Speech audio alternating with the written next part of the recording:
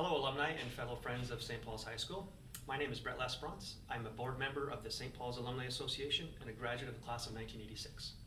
On behalf of the St. Paul's Alumni Association and on behalf of Kevin Booth, the president of St. Paul's, I'd like to welcome the Honourable Chris Mainella. After graduating St. Paul's High School, Chris completed his law degree and practiced law as a prosecutor for several years. In 2012, he was appointed a judge of the Court of Queen's Bench, and the following year he was appointed a judge on the Court of Appeals of Manitoba. So we'll continue the introduction. I thought it'd be interesting to show a picture. These interviews are great to get to know the alumni, but some of us forget how we looked like back in 1986. So here's our high school football picture, and there's the man of the moment, Chris Mainella. With COVID-19 hitting the province of Manitoba, Chris's role has changed significantly with the Court of Appeals as they seek to implement public health orders. We're happy to have Chris join us today, and we have some questions for him. So what was your initial motivation to pursue a law career and also then to move on to become a judge? That's a pretty impressive development. Well, growing up, I liked history and literature and discussion of social issues, and practically for me, law was a profession that allowed me to pursue those interests in reading, writing, and debating. When I went to law school, being a judge was never on my mind. In the practice of law, I had the privilege of appearing before many good judges, some great ones, and the odd one who was not so pleasant. What I will say is all the judges who are alumni of St. Paul's treated me and other counsel very well. You essentially reach a point in your career, you've been around a while, and someone says, you ever think of becoming a judge? And your first reaction is to laugh and think, then you have a hard thought, and it's not such a crazy idea, and you apply. And ultimately, for me, the judiciary was a valuable way to serve the public while at the same time having an interesting career. And I don't have any regrets on my decision becoming a judge. In terms of moving from the trial court to the appeal court, when you tell people you're a judge, I don't often try to explain the difference between the types of judges. It's a little too esoteric a discussion for sort of light conversation, but I'll say this to you. The Court of Queen's Bench is probably the place in the legal system where you get the best balance of everything. People, interesting cases, colleagues, but the one thing about it is you ultimately work alone. The Court of Appeal is a different challenge. In describing the Court of Appeal, I tell people to think of a high school group project being your day-to-day existence. You work in teams, you try to reach a consensus, there's a lot of negotiation, and then you work through disagreements if you can. So you have to have a pretty good diplomatic skills. And the Court of Appeal is all about sort of reading and writing. We don't hear trials. The judge or the administrative tribunal has decided with a focus on whether there has been a legal error. Now, that sounds a little dry, I know, but it's a very important function that we perform. Great. What advice would you give to someone interested in a law career? Well, I'd answer your question this way. As many alumni may, like me, have fond memories of Father Connolly. And he once told me that life is 1% inspiration and 99% perspiration. And for someone interested in law or any other career, I think that's very good advice. If you want to follow a path, it isn't going to just happen for you. You have to make it happen, and you have to work very hard to get where you want to be. Everyone has strengths and limitations, but if you work very hard, I'm pretty confident people can achieve their personal and professional goals. That said, always take time in your life to enjoy life. Don't focus on work to the exclusion of friends, family, and community. And the best lesson I took from St. Paul's is to become a well-rounded individual is going to prepare you for your life journey and help you be a contributing member of society. And I think the St. Paul's experience fosters good lifelong habits. You should never stop learning. You should never stop contributing to community. And at the end of the day, you should never stop having a good time like you and I are having this morning, sharing a few stories. What are the biggest issues facing the court system in the times of COVID-19? Well, I'm going to mention two, and what I'll call them as tradition and an antiquated infrastructure. In terms of tradition, in our court system, justice is dispensed in person. And the best example people are familiar with is trial by jury. And in that kind of format, you have 12 jurors sitting together, listening to a trial, which is an easy way to transmit the virus because it's difficult to physically distance. And so the COVID-19 jury trial is a complex challenge to the court system that's still being worked out. That's one of the issues facing the courts. Another is infrastructure. The courts still operate on a paper culture. It looks a lot like the 1990s.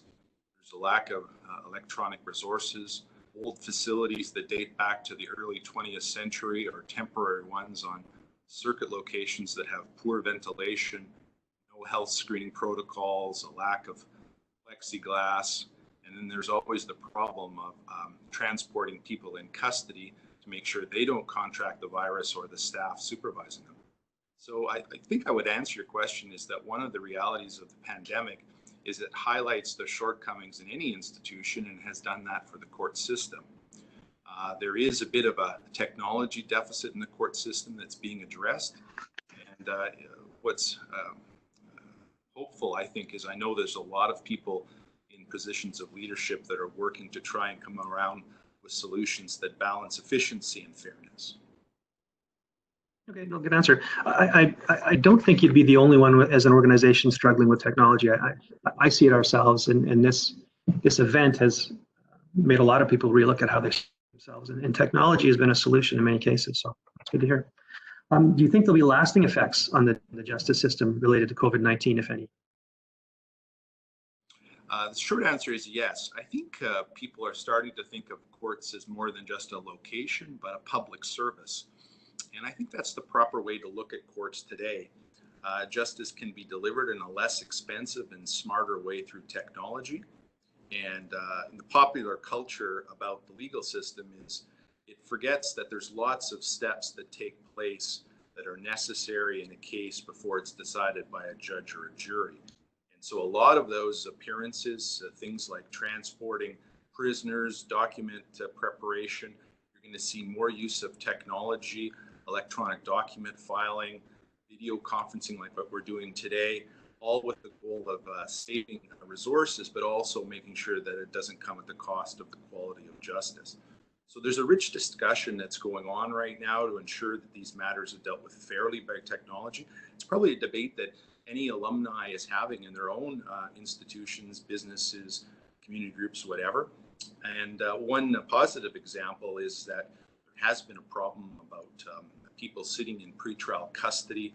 They have to get from their detention center to court, and the courts are using more video conferencing, which is a good thing because people get their day in court faster. There's less crowding in detention centers, and it's a much better way for people to get a chance to see whether they'll get out before their trial. Okay, good answer.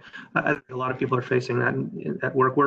We're doing a lot of different things that we never used to have to do, and I think moving forward, some of that might become the norm. So I hate saying the new norm because you hear so much, but there will be a different normal going forward, I'm sure. Now, I want to circle back to high school, where we spent some time together. What are your fondest memories of your time at St. Paul's High School? Well, I have lots of wonderful individual memories about St. Paul's, but I think I'll answer your question by focusing on the themes those individual memories to me illustrate, and those are personal development, community awareness, and friendship. When I look back at St. Paul's, I look at my experience in the classroom, the lunchroom, extracurricular activities, even the jug room, and I appreciate that those experiences helped me develop as an individual, helped foster an attitude of giving back to the community, and exposing me to several lifelong friendships, which I cherish to this day. I'll say this, people are very fortunate to go to St. Paul's. They should not take it for granted.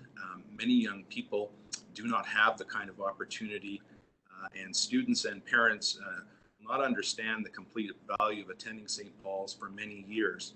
But it does produce a lot of leaders in the community in just about every walk of life.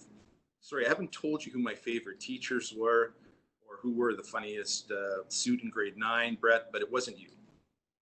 Well, I appreciate that. Had you said graduation, though, it might have been me. I went on the bleeding edge of a plaid suit, and I regret it now. But that's okay. Well, at least it wasn't frilly tuxedos. That's no, I wasn't bold enough to do that. Now, you and I played football together for a couple of years. Yep. Had the opportunity to go to a couple of finals, but weren't able to to win the final. What were your thoughts on that experience? Well, you could dwell on losing the last game, but I think that misses the point. I think the experience that football or any other curricular at St. Paul's teaches you as you learn how to work hard together towards a goal. And the reality is that sometimes in life you just come up short. Not succeeding at times despite trying your hardest happens to everyone, and learning how to deal with a bad outcome graciously and with dignity at an early age is important. I have no regrets about that experience, and I have a lot of fond memories of my teammates and coaches. I think you probably agree with me that is sort of a wonderful part of your life experience. Yeah, I would agree, and I totally agree with your answer. You learn a lot from all situations, whether it's winning or losing, if you choose to. So I had a great time with the coaches and with you and all of the teammates we had. So I also understand your son Andrew will be attending St. Paul's in December. How does he feel about receiving the acceptance package, and what do you think that is going to do for him and for you as a legacy family with St. Paul's? Well, my wife Christine and I are very proud of Andrew, and we're looking forward to experiencing his journey at St. Paul's. You know, it's a difficult line you walk as an alumni, and I know you had this with your own children. I took the view that he would choose his own path, but he chose St. Paul's on his own. I'm very happy for him. Our family was very happy when he received his acceptance. And if I may, I wanted to thank all the staff at St. Ignatius School where Andrew attended for helping him get to the next point in life. They did a very good job in educating him. The fact there are so many legacy families at St. Paul's speaks volume about the school, and we're very happy to join that group. And I know everyone in my household is very much looking forward to Andrew's experience at St. Paul's. The one piece of advice I have given him is to resist the temptation to wear a clip-on tie. I still remember the fellows in our class who tried to pull that off, and it's not a good idea. Yeah, the grade 9 year is a good year for learning. That's good advice. Good advice. And I appreciate the time you took, Chris, to sit down and answer a few questions. I stay connected with a handful of the alumni, certainly, and then some you just don't see as often. So I think this is a great way for everyone to see, where everyone's at in their life and in their career. So I really appreciate you taking the time to answer some questions. And best of luck to Andrew at St. Paul's, and best of luck to you and your family as well. Stay safe, and thanks again. Well, thanks very much, and best regards to you as well. Take care, Brad. Thanks, Chris.